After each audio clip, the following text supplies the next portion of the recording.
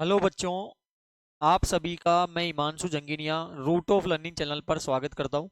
तो बच्चों, आज हम आपके कक्षा 10 का माध्यमिक शिक्षा बोर्ड राजस्थान अजमेर द्वारा जारी किया गया मॉडल प्रश्न पत्र उसे हम यहां पर हल करने वाले हैं। तो बच्चों, जब आप पेपर देने जाओगे बोर्ड का, तो आपको कुछ इसी प्रकार से आपका प्रश्न पत्र देखने को मिलेगा। तो बच्चों, यहाँ पर तो आप देखिएगा, और हमें इस जो प्रश्न पत्र है उसको हम बहुत आसान तरीके से आज हल करने वाले हैं। तो यहाँ पर पहला प्रश्न आपको दिया हुआ है, संख्याओं 6 और 20 का अभाज्य गुणनखंड विधि से एलसीएम ज्ञात करना है। ठीक है ना। तो हम एलसीएम कैसे ज्ञात करेंगे, यहाँ पर 6 का और 20 का निकालेंगे। 2 का आप भाग दोगे 3 आएगा, यहाँ 10 आएगा। फिर 2 का दोगे 3 और 5 आएगा। फिर 3 का दोगे 1 और 5 आएगा। और फिर 5 का आप दोगे 1 और 1 आएगा। तो इन जो संख्या दी हुई है इनको आपको गुणा करना होगा। 2 गुणा 2 गुणा 3 गुणा 5। तो 2 दूनी 4, 4 तिया 12 और 12 पंजे कितना हो गया, 60 हमारा आंसर हो जाएगा। तो इसका सही ऑप्शन हमारा हो जाएगा से, यानी 60। ठीक है ना। अब अगला जो पॉइंट है हमारा, दूसरा पॉइंट यहाँ पे, तो दूसरा पॉइंट दिया हुआ है, बहुपद आपको दिया हुआ है x⁻2 -7x+12 के शून्यांकों का योग क्या होगा। ये पार्ट नंबर 2 है आपका। तो वहां पर शून्यांकों का योग मतलब अल्फा प्लस बीटा का मान क्या होगा वो हमें बताना है, जो कि फॉर्मूला होता है -b/a। अब ये sir ji A B C क्या है उनको थोड़ा समझिएगा। यहाँ पर हमें ए बी और सी का मान, देखो यहाँ पर दिया हुआ है, जो पावर 2 होती है ना वो ए का मान होता है। और यहाँ पावर 2 पर कोई नंबर नहीं है एक्स के आगे, तो हम यहाँ पर मानेंगे 1 है। बी का मतलब होता है एक्स का नंबर जो कि -7 है। और सी का मतलब होता है केवल गुणांक यानी कि 12। अब यहाँ पर केवल पुटअप करना है आपको, तो माइनस बी की वैल्यू है -7 और ए की वैल्यू है 1, तो माइनस माइनस हो गया प्लस। तो इसका करेक्ट आंसर जो हमारा होगा बे ऑप्शन हो जाएगा 7। ठीक है ना। हिंदी मीडियम वाले भी समझ तो रही हैं, साथ में इंग्लिश मीडियम वाले बच्चे हैं तो उनको देखो यहाँ पर नीचे इसी प्रकार से क्वेश्चन ही आते हैं। बोर्ड में भी इसी प्रकार का आपको पैटर्न मिलेगा, बिल्कुल इसी प्रकार आता है पेपर आपका। तो यहाँ पर आपको दिया हुआ है, पॉइंट थर्ड दिया हुआ है, इस समीकरण है 3x + 2y = 7 में यदि x का मान 5 है तो y का मान क्या होगा। ये तो बच्चा बच्चा भी कर सकता है इस क्वेश्चन को। और बच्चों, ये कई बार इस टाइप का क्वेश्चन आता है आपके ऑब्जेक्टिव में। तो 3x + 2y = आपको 7 दिया हुआ है, हमें x की जगह 5 लिखना है, प्लस 2y बराबर कितना हो गया, 7 हो गया। 3 पंजे कितना हो गया, 15, प्लस 2y बराबर हमारा 7 हो गया।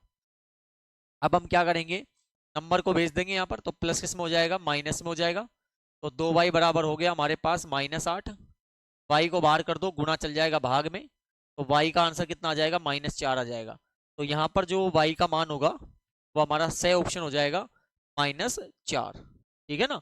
तो इसी प्रकार जो हमारा अगला पॉइंट है यहाँ पर, अगला पॉइंट देखेंगे अब। अगला पॉइंट चौथा है, दी गई आकृति डी समांतर बीसी आपको दिया हुआ है। डी जो है वो समांतर है किसके, बच्चों, बीसी के समांतर है। एडी का मान आपको दिया हुआ है 1.5, यहाँ पर 1.5 आपको दिया हुआ है। डीबी का मान आपको दिया हुआ है 3 है। एई का मान आपको दिया हुआ है 2 है। तो ईसी का मान हमें बताना है क्या होगा। देखो, बहुत आसान क्वेश्चन है, बहुत इजी तरीके से हम करने वाले हैं। तो जिन्होंने चैनल को सब्सक्राइब नहीं किया है मेरे प्यारे बच्चों, चैनल को सब्सक्राइब कर लो, क्योंकि आपके जो बोर्ड की तैयारी है उसे हम पूरी तरह कराने वाले हैं। और तो यहाँ पर इसी प्रकार जो हमारा क्वेश्चन है यहाँ पर, फोर्थ पॉइंट, तो हमें क्या करना होगा, देखो जब कोई त्रिभुज होता है, कोई त्रिभुज है, ये पार्ट नंबर 6 का क्वेश्चन है आपके। तो उसको कोई एक रेखा जब इस प्रकार से काटती है यहाँ पर, तो ये रेखा इसके समांतर होती है। समांतर का मतलब होता है उसको आगे बढ़ाओ चाहे पीछे बढ़ाओ, वो लाइन कहीं पर भी नहीं मिलती है दोनों। ठीक है ना, उसको हम बोलते हैं समांतर रेखा। तो अब क्या करेंगे हम, यहाँ पर हमें क्या करना होगा, जब समांतर होते हैं तो इसका अनुपात इसके बराबर होता है और इस वाले का इसके बराबर होता है। तो यहाँ पर आप इस प्रकार कर सकते हो कि जो AD होगा ना वो बटे DB बराबर AE बटे किसके, EC के होगा। तो यहाँ पर AD का मान कितना है, 1.5 है, DB का मान 3 है, AE का 2 है और EC हमें ज्ञात करना है। क्रॉस गुणा कर दो, व्रज गुणा। तो 1.5 EC बराबर 2 तिया हो गया 6। EC को बाहर कर दो, गुणा चल जाएगा भाग में। पॉइंट हटा दो, एक संख्या बाद पॉइंट है, 1 0 बढ़ा देंगे। अब 15 से कट जाएगा 4 बार, तो इसी का मान कितना आ जाएगा, 4 आ जाएगा। तो यहाँ पर देखो 4 सेंटीमीटर हमें दिया हुआ है, बे ऑप्शन ये हमारा यहाँ पर सही आंसर हो जाएगा। ठीक है ना। तो अगला पॉइंट पे बढ़ते हैं। अगला पॉइंट है पांचवा हमारा, बिंदुओं हमें दिया हुआ है 2,3 और 5,6 के बीच की दूरी। ये आपका पार्ट नंबर 7.1 एक्सरसाइज का क्वेश्चन है। तो यहाँ पर आपको क्या करना है, यहाँ पर हमें ये करना है कि बीच की दूरी ज्ञात करनी है। और बीच की दूरी ज्ञात करने का सूत्र होता है यहाँ पर x2 माइनस x1 का whole square plus y2 minus y1 का होल स्क्वायर। ये सूत्र होता है मेरे प्यारे बच्चों, ये बीच की दूरी ज्ञात करने का सूत्र है। तो ये जो आपको दिखाई दे रही है डिजिट 2,3 2,3 और 5,6, 5,6 ये हमारा x1 y1 है और ये हमारा x2 और y2 है।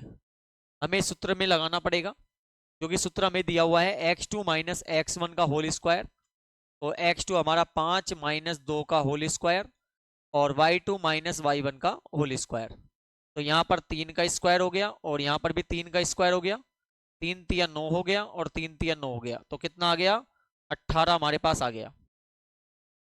अब हम यहाँ पे क्या करेंगे, अब यहाँ पर हमें 18 का यहाँ पर जो ये वर्गमूल दिया हुआ है इसे हटाने के लिए दो दो के जोड़े बनाएंगे, और जिनका जोड़ा नहीं बनेगा उसको उसी प्रकार वर्गमूल में रख देंगे।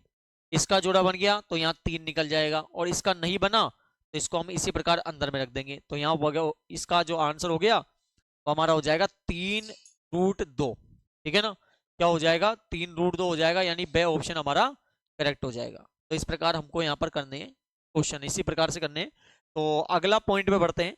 हमें यहाँ पर दिया हुआ है यदि थीटा का मान 45 डिग्री हो, यदि थीटा का मान 45 डिग्री हो, 1 माइनस कोस 2 थीटा बटे साइन 2 थीटा का मान क्या होगा, वो हमें यहाँ पर बताना है। तो देखो क्या दिया हुआ है हमें, 1 माइनस कोस 2 थीटा का मान कितना रखना है, 45 डिग्री रखना है, बटे साइन 2 थीटा की जगह क्या रखना है, 45 डिग्री रखना है। 1 माइनस कोस कितना हो गया, 2 को 45 से गुणा कर दो 90 डिग्री हो गया, बटे साइन 2 को 45 से गुणा करो कितना होता है, 90। अब देखो ट्रिगोमेट्री जो टेबल है ना वो आपको आना बहुत जरूरी है, और जिनको नहीं आती है बाकायदा हम सब चीज डालने वाले भैया, तो प्रत्येक प्रकार की वीडियो हम भी आपको डालेंगे, वहां पर देखिएगा आप, तो आपको और बेस्ट तरीके से बैठने वाला है। तो ट्रिगोमेट्री टेबल के आधार पर उसमें आप जब देखोगे तो कोस 90 का मान होता है 0 और साइन 90 का मान होता है 1। तो 1/1, 1 से 1 कट गया तो क्या बच गया, 1। तो इसका सही आंसर हो जाएगा द ऑप्शन 1 हो जाएगा। ठीक है ना। इसी प्रकार अगला पॉइंट है हमारा, तो अगला पॉइंट दिया हुआ है एक ऊर्ध्वाधर छड़ है, ऊर्ध्वाधर मतलब होता है बिल्कुल सीधी एक छड़ है, उसकी लंबाई तथा छाया की लंबाई का अनुपात जो है वो 1:3 है। तो सूर्य का उन्नयन कोण क्या होगा वो हमें यहाँ पर बताना है। ठीक है ना। तो हमें क्या करना होगा, पहले एक ऊर्ध्वाधर छड़ है, ये इसकी परछाई है। अब यहाँ पर हमें क्या करना है, इस प्रकार से एक समकोण त्रिभुज बनाना पड़ेगा। ठीक है ना, ये पार्ट नंबर आपका 9 है। तो यहाँ पर ऊर्ध्वाधर लंबाई जो है ना, ऊर्ध्वाधर ये ऊर्ध्वाधर है, ठीक है ना, जिसकी लंबाई जो कि 1 अनुपात दिया हुआ है और छाया का अनुपात हमें √3 दिया हुआ है। तो हमें ज्ञात क्या करना है, हमें ज्ञात करना है यहाँ पर सूर्य का उन्नयन कोण, यानी थीटा हमें यहाँ पर ज्ञात करना पड़ेगा। तो प्यारे बच्चों हम कैसे करेंगे, तो यहाँ पर करने के लिए देखो यहाँ पर आपके ये थीटा यहाँ पर हमें ज्ञात करना है, इसके सामने वाली जो भुजा होती है ना वो कहलाती है लंब, और ये हमारा कहलाता है आधार। 1/√3, तो ये हमारा लंब है और ये हमारा आधार है। आपने पढ़ा होगा लाल बटे कक्का, लाल बटे कक्का, यहाँ पर साइन थीटा आता है, यहाँ पर कोस थीटा आता है, यहाँ पर टेन थीटा आता है। एल का मतलब लंब होता है, ए का मतलब आधार होता है, के का मतलब कर्ण होता है। तो हमारा यहाँ पर है लंब बटे आधार, तो किसका हो गया, टेन थीटा इसका हो गया। अब देखो ट्रिगोमेट्री टेबल में आपको टेन वाली जो कॉलम है उसमें जाना है और वहां पर देखना है 1/√3 कितने थीटा पर आता है, यानी कितने डिग्री पर आता है। तो आप जब देखोगे तो वहां पर आपका आएगा 30 डिग्री पर, कितने पर आएगा, 30 डिग्री पर। तो इसका जो हमारा सही आंसर हो जाएगा वो हो जाएगा ऑप्शन ए, यानी ए हो जाएगा 30 डिग्री। ठीक है ना। तो प्यारे बच्चों चैनल को जिन्होंने अभी तक सब्सक्राइब नहीं किया है प्लीज चैनल को सब्सक्राइब कर लें, ताकि जितनी भी वीडियो इस टाइप की जो आपको है वो प्राप्त समय समय पर होती रहे। तो यहाँ पर आपका क्वेश्चन दिया हुआ है, यदि एक बिंदु P से O के केंद्र वाले किसी वृत्त पर PA और PB स्पर्श रेखाएं परस्पर 80 डिग्री के कोण पर झुकी हुई हो तो कोण POA का मान क्या होगा। तो देखिए हमें क्या करना होगा, हमें एक पहले एक सर्कल बनाना होगा, एक वृत्त बनाना होगा, और यहाँ पर एक पॉइंट लेना होगा। ये पॉइंट हमने ले लिया और इस पॉइंट का नाम देना होगा P। तो P नाम दे दिया। दो स्पर्श रेखा खींचनी होगी हमें, एक स्पर्श रेखा ये हो गई और एक स्पर्श रेखा हमारी ये हो गई। ये दो स्पर्श रेखा खींचनी होगी और इन स्पर्श रेखा नाम देना होगा PA और PB। PA और PB दे दिया। एक हमें सेंटर लेना पड़ेगा जिसका नाम O देंगे और यहाँ पर इस प्रकार इसको मिला देंगे। आपको दिया हुआ है कि जो ए जो स्पर्श रेखा है ना वो 80 डिग्री के कोण पर झुकी हुई है। यहाँ पर 80 डिग्री के कोण पर ये झुकी हुई है। यहाँ पर ये 80 डिग्री का कोण है भैया, ठीक है। तो आपको क्या करना है, आपको POA यानी POA इसका मान आपको फाइंड करना होगा। इस वाले का, ये POA का मान आपको ये वाला फाइंड करना होगा। ये वाला आपको बताना पड़ेगा कितना होगा। तो देखिए अभी हम ऑब्जेक्टिव सोल्व कर रहे हैं तो इतना हमें डीप में जाने की जरूरत नहीं है आपको, क्योंकि यहाँ पर सबसे पहले यदि पूरा सोल्व करना होता तो हमें पहले इसको सर्वांग सम सिद्ध करना होगा, तब हम करेंगे कि कौन है जो बराबर होता है। लेकिन अभी इतना समझिए, जब ये रेखा है तो ये आधा पार्ट में बांट देगी। ये 80 है टोटल, तो ये 40 होगा और ये भी हमारा 40 होगा, ठीक है ना। अब आपके जो त्रिभुज दिया हुआ है वो त्रिभुज है, त्रिभुज ले लेंगे हम AOP में, AOP में ले लेंगे। यहाँ पर 3 कोण है। देखो आपके जब ये क्वेश्चन है ना वो 10.1 एक्सरसाइज का है या 10.2 एक्सरसाइज में भी है। तो 10.1 प्रमेय वहां पे वो ये कहती है कि जब कोई एक वृत्त होता है और उस वृत्त के ऊपर सेंटर से यानी केंद्र से और आपके ये स्पर्श रेखा पर जो डाली गई लाइन होती है ना वो 90 डिग्री का कोण बनाती है। तो इसी प्रकार यहाँ पर ये है ना जो 90 डिग्री का कोण बनाएगा, ठीक है ना। तो ये कुछ चीजें बेसिक हैं जो आपको आनी चाहिए, कि आपके एक्सरसाइज में दी हुई है सब बकायदा। तो यहाँ पर हम क्या करेंगे, अब यहाँ पर ध्यान दीजिए। यहाँ पर एक तो 90 डिग्री है इस वाले में, एक हमारे पास 40 है और हमको ये वाला तो ज्ञात करना है, यानी POA का मान तो हमें ज्ञात करना पड़ेगा। अब बच्चे बच्चे को पता है कि भैया जो त्रिभुज का सम होता है ना सभी कोणों का वो 180 डिग्री होता है, ठीक है ना। तो हम क्या कर देंगे, इनको जोड़ देंगे। 130 प्लस एंगल POA बराबर 180 डिग्री। नंबर को इधर ट्रांसफर कर दो, प्लस किस में हो जाएगा, माइनस में हो जाएगा। तो 180 में से 130 गया तो कितना बच जाएगा, 50। तो इसलिए इसका करेक्ट आंसर क्या हो जाएगा, इसका करेक्ट आंसर हो जाएगा 50, जो कि हमारा ए ऑप्शन होगा, ठीक है ना। अगले पॉइंट पर इसी प्रकार बढ़ते हैं। तो अगला पॉइंट है हमारा कोण थीटा वाले, अच्छा नवा पॉइंट हो रहा है अभी, 14 सेंटीमीटर भुजा वाले वर्ग में बने अंत वृत्त की परिधि होगी। थोड़ा ध्यान समझिएगा। सबसे पहले हमें बोला गया है एक वर्ग बनाना होगा, हमने वर्ग बनाया। अब वर्ग तो आपको पता है वर्ग क्या होता है, जिसकी सभी भुजाएं बराबर होती है और 14 सेंटीमीटर का है, तो इसका मतलब सभी 14 14 14 सेंटीमीटर के होने वाले हैं। तो यहाँ पर आपको क्या करना है, यहाँ पर इस वर्ग के अंदर एक अंत है, मतलब अंदर एक वृत्त बना हुआ है। अब वो वृत्त आपको बनाना पड़ेगा। तो यहाँ पर हमने वृत्त बनाया, ये हमने बना दिया, वृत्त बना दिया, ठीक है। अब वृत्त बनाने के बाद आपसे पूछा गया है बताओ वृत्त की परिधि क्या है। हमें क्या करना है, यहाँ पर ये बताना है कि वृत्त की परिधि क्या होगी। अब देखो वृत्त की परिधि, वृत्त की परिधि का जो सूत्र होता है ना वो प्यारे बच्चों होता है 2 पाई r। क्या होता है, 2 पाई r। तो हमें r पहले निकालनी पड़ेगी, r पहले निकालनी पड़ेगी। तो r कैसे निकालेंगे, r का मतलब होती है त्रिज्या, और त्रिज्या जो होती है वो व्यास की आधी होती है।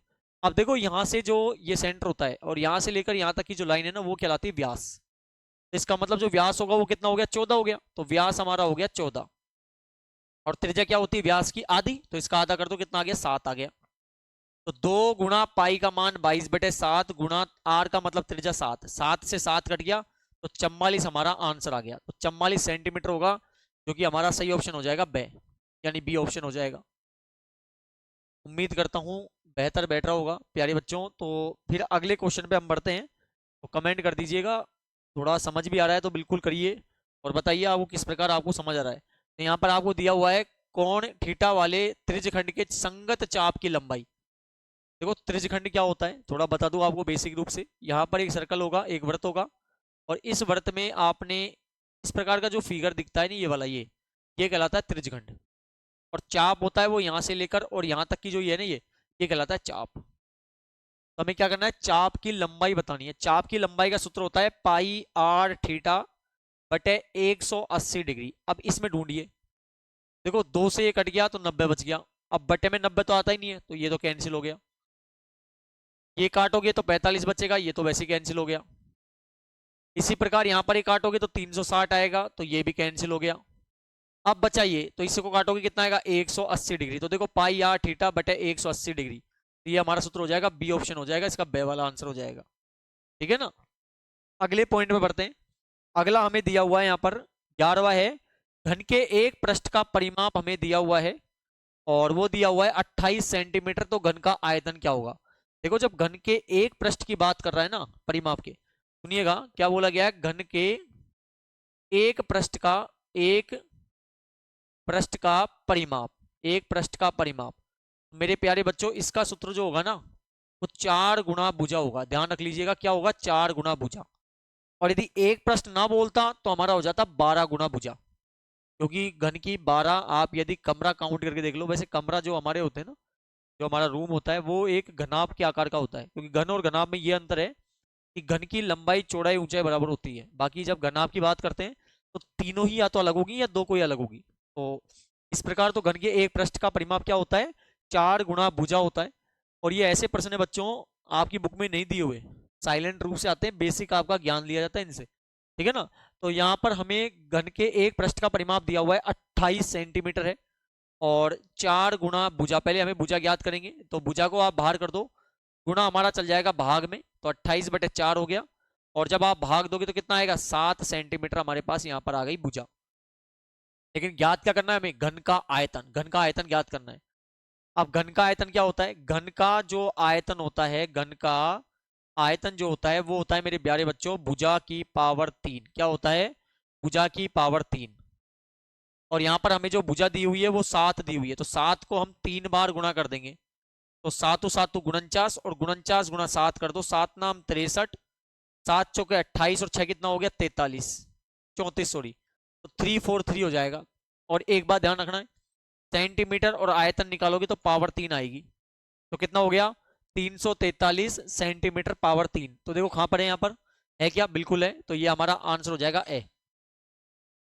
इसी प्रकार अगला जो पॉइंट है हमारा, एक सिक्के को 2 बार उछाला जाता है, कम से कम आपको एक चित, चित का मतलब होता है हेड, यानी एक चित आने की प्रायिकता क्या होगी वो हमें बताना पड़ेगा। अब मेरे प्यारे बच्चों, जब प्यारे बच्चों देखो कॉइन जो होता है ना, सिक्का जो होता है उसके दो पहलू होते हैं, एक होता है चित यानी हेड और एक होता है पट यानी कि टेल। ये दो पहलू होते हैं एक सिक्के के। अब सिक्का जब 2 बार उछल रहा है तो दो पहलू हैं, 2 बार उछल रहा है, यानी 2 को 2 बार गुणा कर दो, कितना हो गया 4 हो गया। अब 4 जो होते हैं ना वो या तो एच एच होगा, टी टी होगा, एच टी होगा या टी एच होगा, ये 4 यहाँ पर आउटकम्स आएंगे हमारे। क्लियर है। तो हमें क्या करना है यहाँ पर, कम से कम एक चित यानी एक हेड होने की जो प्रोबेबिलिटी है, एक चित होने की जो प्रायिकता है वो हमें ज्ञात करनी है। अब देखो कम से कम का मतलब ये है, जैसे आपकी मम्मी ने बोला कि आपको बेटा कम से कम 2 रोटी खानी है, तो इसका मतलब 2 तो खानी है आपको, उससे ज्यादा खा लो। और अधिकतम बोल दे कि अधिकतम 2 रोटी खानी है, तो इसका मतलब 2 खानी है, इससे ज्यादा मत खाना, इससे कम खा लो। तो कम से कम मतलब हो गया कि भाई एक तो होगा, उससे ज्यादा हो जाए चित्त तो कोई फर्क ना पड़ रहा। तो हम क्या करेंगे यहाँ पर, तो हम यहाँ पे ये करेंगे कि एक चित्त मतलब एक चित्त यानी एक हेड, देखो एक तो ये रहा, एक ये रहा, और कम से कम का मतलब एक तो हो, ज्यादा हो तो कोई दिक्कत नहीं है। अब ज्यादा कितने, 2, तो यहाँ पर 2 भी है, तो कितना हो गया 3 बटे, और टोटल कितने हैं 4, 3 बटे 4। तो हमारा आंसर क्या हो जाएगा इसमें, 3 बटे 4 हो जाएगा, सही ऑप्शन सही हो जाएगा, यानी सी वाला हमारा सही हो जाएगा। इसी प्रकार अगला पॉइंट जो है, सबसे न्यूनतम संख्या आपको बतानी है जिससे √27 जो आपको दिया हुआ है को गुणा करने पर एक प्राकृतिक संख्या या एक प्राकृत संख्या प्राप्त हो जाए। प्राकृत संख्या वो होती है जो 1 से शुरू होती है और पूर्ण संख्या वो होती है जो 0 से शुरू होती है, 0 1 2 3 4। ठीक है ना। तो हमें √27 से गुणा करना है। अब देखो √27 से आप गुणा करके देखो, पहला ऑप्शन है 3, देखो ये तो नहीं होगा आपके, क्योंकि देखो इसको भी रूट में बदलने के लिए 2 बार गुणा करना पड़ेगा। अब आप करके देख लो, नहीं आएगा। मैं डायरेक्ट आपको ऑप्शन सेलेक्ट करके बताता हूँ, इसमें ये वाला देखो एक बार मैं इसको करके बताता हूँ, √27 गुणा √3। तो देखो 27 दिया कितना हो गया √81, और 81 का रूट क्या होता है 9। कैसे निकालोगे, 81 का लो 3 27 3 9 3 3 3 1, जोड़ा बनाओ, 3 तिया क्या हो गया 9। तो इसलिए रूट को यदि 3 से गुणा किया जाए √27 को, तो हमारे पास एक क्या हो जाएगा, एक जो प्राकृतिक संख्या है ना, एक प्राकृत संख्या, वो हमें प्राप्त हो जाएगी। इसलिए इसका आंसर हो जाएगा ब ऑप्शन हो जाएगा √3। ठीक है ना। अगला पॉइंट देखिएगा, बहुपद के x square minus x minus 6 के शून्यंक क्या होंगे। यहां पर आपको बहुपद दिया हुआ है और उसके शून्यंक बताने भैया। अब शून्यंक का मतलब हो गया आपको अल्फा और बीटा का मान बताना होगा। क्या होगा अल्फा और बीटा का मान बताओ। तो देखो x square minus x minus 6। ठीक है ना। एक बार ध्यान दीजिएगा वापिस, यहां पर क्या दिया हुआ है हमें, हमें x square minus x minus 6 बराबर में मान लो 0। तो प्यारे बच्चों जब पहला नंबर स्क्वायर में है फिर एक्स में है और फिर नंबर में है, तो हम क्या करते हैं, यहां पर पहला नंबर और लास्ट वाला नंबर सेम कॉपी पेस्ट कर देंगे और पहले वाले नंबर को तीसरे वाले से गुना करेंगे। और जब एक्स स्क्वायर के आगे कोई नंबर नहीं है तो वहां पर एक मानते हैं, तो हम क्या कर देंगे, एक को गुणा कर देंगे 6 से। तो एक को 6 से करोगे 6 आएगा। अब 6 के दो टुकड़े ऐसे करो जिनको चाहे आप जोड़ो चाहे घटाओ, एक्स का मतलब है एक आ जाए। एक्स की वैल्यू यहां पर एक है, जोड़ो चाहे घटाओ जब तो एक आए और उन्हीं दो नंबरों से गुणा करें तो 6 आए। तो दो नंबर क्या होंगे, 3 और 2। 3 में से यदि हम 2 करते हैं तो हमारे पास 1 मिलता है और 3 को 2 से गुणा करते हैं तो हमें 6 मिलता है। ठीक है ना। तो हम क्या करेंगे, यहां पर माइनस है तो पहले माइनस का नंबर लेंगे 3x और फिर प्लस का लेंगे क्योंकि माइनस प्लस क्या होता है, माइनस होता है। तो यहाँ दो दो के जोड़े बनाओ, यहां पर मैच करेगा x, यहां पर 2x है 1x बच गया, x से x हट गया 3 बच गया। यहाँ 2 के पारे में 2 भी आता है और 6 भी आता है तो 2 कॉमन हो जाएगा। 2 से 2 हट गया, x बच गया और 2 तिया क्या हो गया, 6 हो गया। ठीक है ना। तो एक तो हम अंदर का ले लेंगे x माइनस 3 और एक हम ले लेंगे बाहर का यानी x प्लस 2 बराबर 0। अब यहां पर दो टुकड़े इस प्रकार कर दो, एक तो हो गया x माइनस 3 बराबर 0 और एक हो गया x प्लस 2 बराबर 0। नंबर को यहां भेज दो, माइनस किस में हो जाएगा, प्लस में।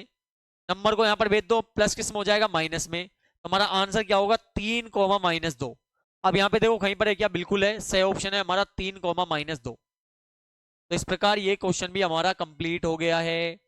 अगले क्वेश्चन में बढ़ते हैं, हमारा 15वां पॉइंट है यहाँ पर। और 15वां क्या है, समीकरण आपको दिया हुआ है 3x माइनस 5y प्लस के बराबर 0 है और x का मान 2 और y का मान माइनस 2 है, तो k का मान क्या होगा ये हमें यहाँ पर बताना है। तो देखो हमें क्या करना होगा, यहाँ पर दिया हुआ है 3x माइनस 5y प्लस का k बराबर 0। x की जगह हमें रखना है 2, x की जगह क्या रखना है, 2 रखना होगा और y की जगह हमें रखना होगा माइनस 2 प्लस k बराबर क्या हो गया, 0। ठीक है ना। अब क्या करेंगे, हम गुणा कर देंगे, यहाँ पर गुणा कर दो आप। तो 3 दूनी 6 हो गया, माइनस माइनस प्लस, 5 दूनी 10 हो गया, प्लस के बराबर 0। जोड़ दो कितना हो गया, 16 प्लस के बराबर 0। नंबर को इधर ट्रांसफर करो, प्लस किस में हो जाएगा, माइनस में। तो के का मान क्या होगा, -16, यानी द ऑप्शन सही हो जाएगा -16।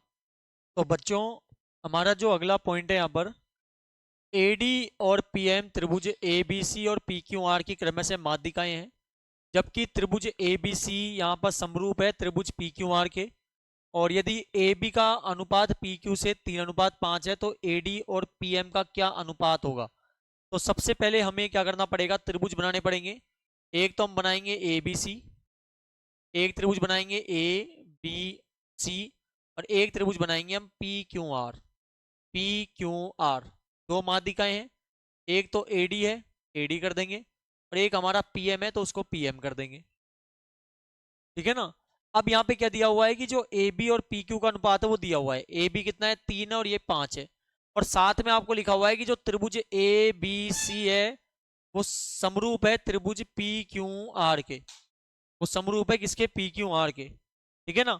तो हमें क्या होता है, जब कोई त्रिभुज समरूप होता है ना तो उसकी जो भुजा होती है ना उसका अनुपात बराबर होता है। ठीक है ना।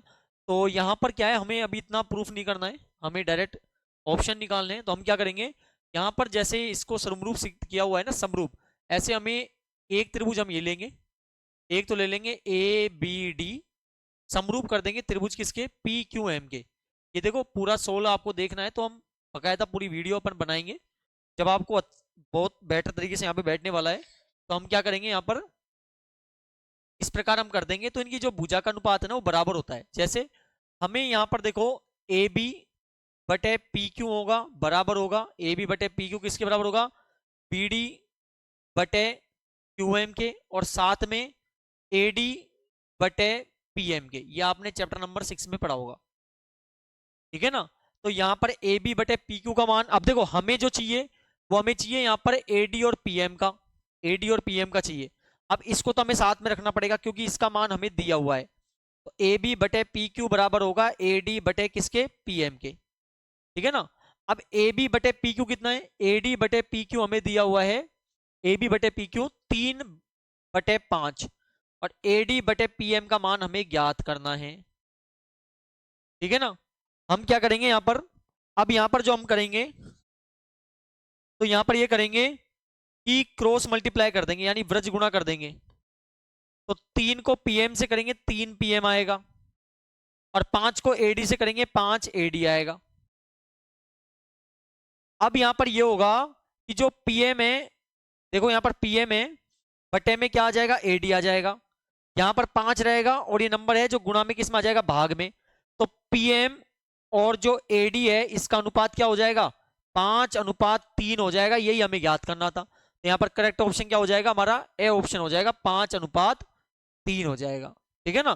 तो इसी प्रकार अगला जो पॉइंट है, 10 मीटर ऊंची एक मीनार आपको दी हुई है के सीकर से पृथ्वी पर एक बिंदु का अवनमन कोण 30 डिग्री है। तो बिंदु के मीनार से आधार की दूरी आपको बतानी है। तो प्यारे बच्चों, अवनमन कोण का मतलब यह होता है कि कोई, जैसे आप जब नीचे से किसी बिल्डिंग को ऊपर की तरफ देखते हो तो वो उन्नयन कोण कहलाता है, और जब बिल्डिंग की छत से आप किसी नीचे चीज को देखते हो तो वो अवनमन कोण कहलाता है, ठीक है ना। तो यहाँ पर एक 10 मीटर ऊंची एक मीनार है, मीनार हमने बनाई और ये 10 मीटर ऊंची है, 10 मीटर कर दी। पृथ्वी पर एक बिंदु का अवनमन कोण, यहाँ पृथ्वी का एक बिंदु लिया और अवनमन कोण जो होता है वो इस प्रकार से दिखाया जाता है। और यहाँ पर जो अवनमन कोण है वो कितना है, अवनमन कोण यहाँ पर 30 डिग्री है, तो यहाँ पर 30 डिग्री है। अब देखो यहाँ पर जो 30 है, यहाँ पर भी क्या हो जाएगा, इसका 30 मान हो जाएगा। क्यों होता है, क्योंकि ये दो रेखा जब समांतर होती है तो यहाँ पर जो जेड ये बन रहा है ना इस प्रकार से, तो ये क्या होता है, जिसको अपन बोलते हैं शीर्षाभिमुख कोण, नहीं सॉरी, अल्टरनेट इंटीरियर एंगल बोलते हैं इंग्लिश में। और हिंदी में यदि हम बात करें तो एकांतर कोण बोला जाता है, अंत एकांतर कोण, ठीक है ना, उनका मान बराबर होता है।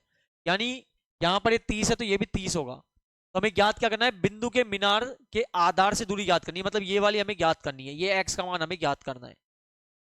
तो थीटा के सामने वाली जो भुजा होती है वो लंब होती है, ये हमारी आधार होती है। तो 10/x यानी लंब बटे आधार। अब आपको लाल बटे कक्का, लाल बटे कक्का, तो लंब बटे आधार किस में आता है, टेन थीटा में, ठीक है ना।